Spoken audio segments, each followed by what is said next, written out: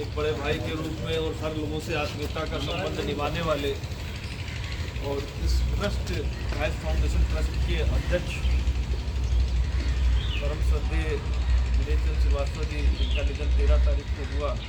बीमारी के क्षणों में भी वो किस तरह से जिंदा दिल तरह शेर की आवाज़ जैसे निकलती थी, दहाड़ निकलती थी और हम लोगों का मनोबल हमेशा बढ़ाते रहते।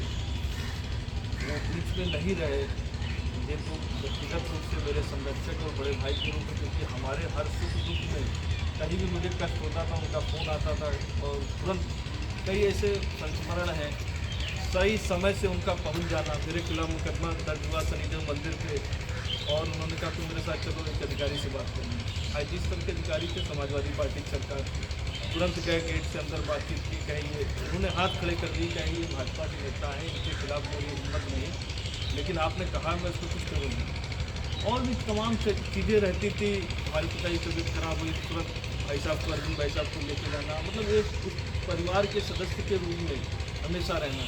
मैं चुनाव लड़ रहा था, टिकट कटा मेरे लिए, माननीय राजनाथ जी से लड़ भी गए और बोले भी कि ये गलत कर रहे हैं आप, और एकदम स्पष्ट बात करना, ना छल ना कपट, और ऐसा व्यक्ति जो हम लोगों के बीच में नहीं रहा, आज हम लोगों के लिए बहुत ही दुखदायी विषय है।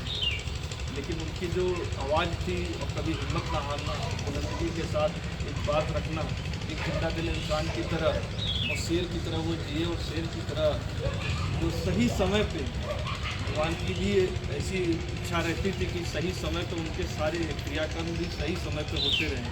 और यही चौके पे बैठ के सबसे मिलना, एक एक व्यक्ति से, वो अध्यक्ष होने के नाते भी हर व्यक्ति से जो भी आता था उससे मिलते थे, उससे बात करते थे, उससे कहते थे, हम लोग झलना भी जाते थे तो हम लोग उससे बाद में समझाते भी थे।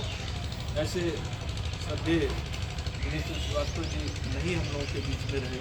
एक बड़े भाई के रूप में उनका संरक्षण और उन्होंने मंदिर में बड़ी भूमिकाएँ निभाई। कायस्थ रत्न जो लखनऊ में दिया जाता था वो सम्मान उन्हीं के नेतृत्व में हम लोगों ने शुरू किया था।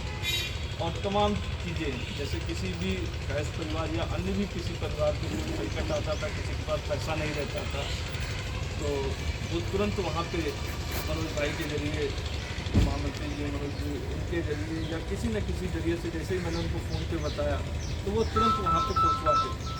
कहते थे मेरे पास इतना है, तुम अपनी व्यवस्था में जो हो सकता है करो। दवा की व्यवस्था करनी रहती थी, दवा की भी व्यवस्थाएँ हम कराते थे। किसी को ले जाना हो, अस्पताल में ले जाना हो, कहीं पे भी किसी तरह की बात हो, तो वो हर तरह से सुख दुख में खड़े रहते थे। अपने लोगों के लिए तो वो पूरी तरह से डेडिकेटेड थे, हर तरह से समर्पित भाव से वो रहते थे।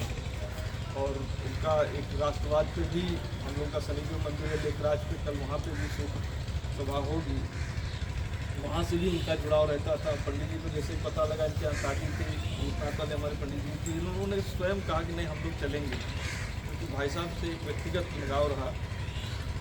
मैं चाहूँगा कि भाई साहब के बारे में इनसे व्यक्तिगत रूप से भी काफ़ी लोग जुड़े थे, या कोई संस्मरण हो या कोई ऐसी चीज़ जो आज हम लोग स्मरण कर सकते हैं, सबसे पहले सुनील भाई साहब से आग्रह करूँगा। भाई साहब तो मेरे से आज की डेट में अगर मेरे को उनका जाना तो मेरे लिए आपको नहीं था, जितना किया उन्होंने सभी के लिए करते थे।